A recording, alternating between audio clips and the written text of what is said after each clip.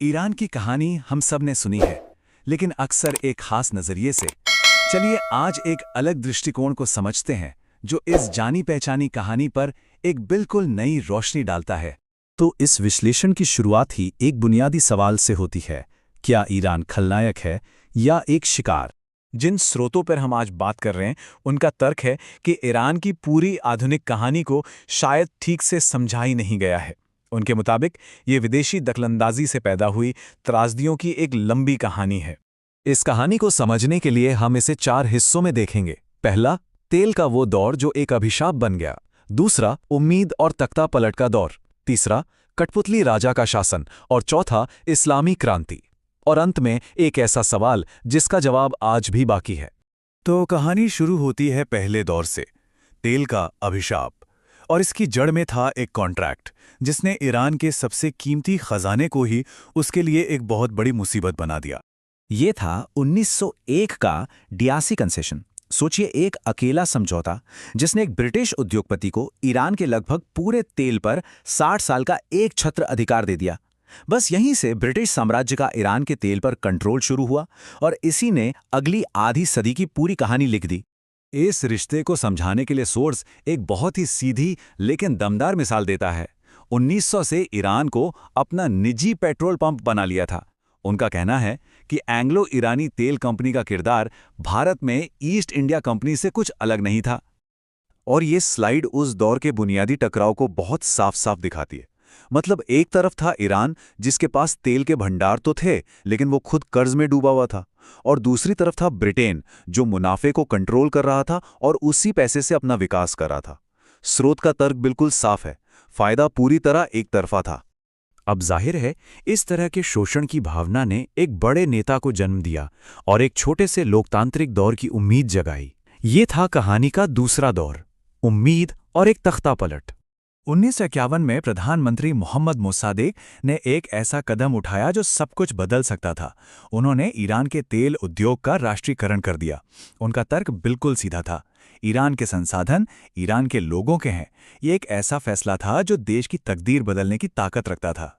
लेकिन इस स्लाइड पर जो दिखता है वो सच में हैरान करने वाला है।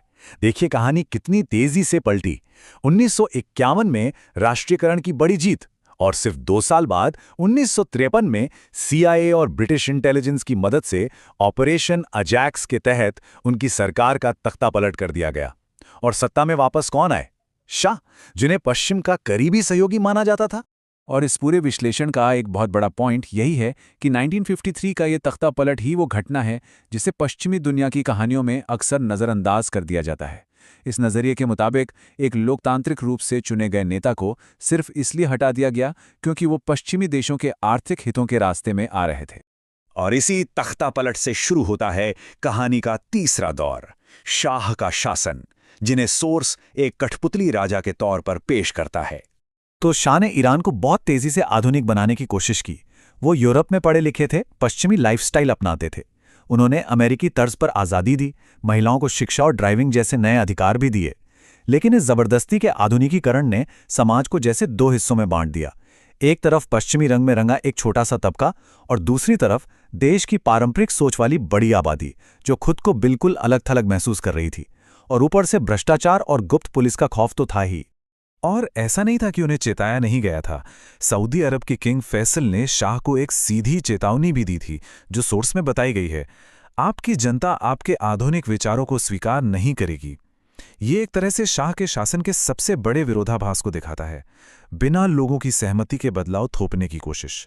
और यही बढ़ता हुआ असंतोष कहानी को चौथे और आखिरी दौर की तरफ ले गया, इस्लामी क्रांति। इसी माहौल में आयतुल्लाह खुमैनी एक बहुत बड़े नेता बनकर उभरे। वो 14 साल से देश से बाहर थे, लेकिन उन्होंने अमेरिका और पश्चिम विरोधी भावनाओं को आवाज दी। उन्होंने ईरान के लिए एक नैतिक रूप से शुद्ध रास्ते का विजन पेश किया, जिससे आम लोग जुड़ाव महसूस कर रहे थे, वो लोग जो शाह के शासन से तंग आ चुके थे। और जब 1979 में शाह का शासन गिरा तो एक जनमत संग्रह यानी कि रेफरेंडम कराया गया और नतीजा ये देखिए, 98.2% लोगों ने एक इस्लामिक गणराज्य बनाने के पक्ष में वोट दिया। इसके बाद एक नया संविधान बना और एक नया पावर सेंटर सामने आया, गार्जियन काउंसिल। अब इस काउंसिल के पास जबरदस्त पावर थी। ये संसद के किसी भी कानून को वीटो कर सकती थी, सभी चुनावों की निगरानी करती थी और किसी भी उम्मीदवार को चुनाव लड़ने से रोक सकती थी। मतलब चुने हुए नेताओं के ऊपर एक स्थायी धार्मिक निगरानी बैठ गई। और ये कहानी हमें आज के दौर में ले आती है, जहां एक आखिरी सवाल अब भी हवा में तैर रहा है। सोर्स इस पूरी सिचुएशन को, खासकर शाह के पतन को, हेनरी किसिंजर के एक बहुत मशहूर कोट से समझाता है। अमेरिका का दुश्मन होना खतरनाक है, लेकिन दोस्त होना जानलेवा है। इसके जरिए ये तर्क दिया जाता है कि जब शाह को सबसे ज्यादा जरूरत थी, तब अमेरिका ने अपने ही सहयोगी का साथ छोड़ दिया।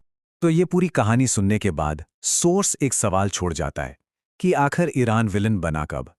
क्या 1979 की क्रांति के बाद, या 1953 के उस तख्ता पलट के वक्त, या फिर कहानी की असली जड़ 1901 के उस तेल के समझौते में ही छिपी है?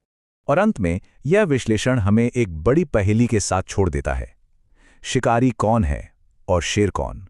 कहा जाता है कि इतिहास हमेशा शिकारी लिखता है, जब तक शेर खुद अपनी कहानी लिखना न सीख जाए। इस कहानी का शिकारी कौन है और शेर कौन, इसका फैसला सुनने वालों पर ही छोड़ दिया गया है।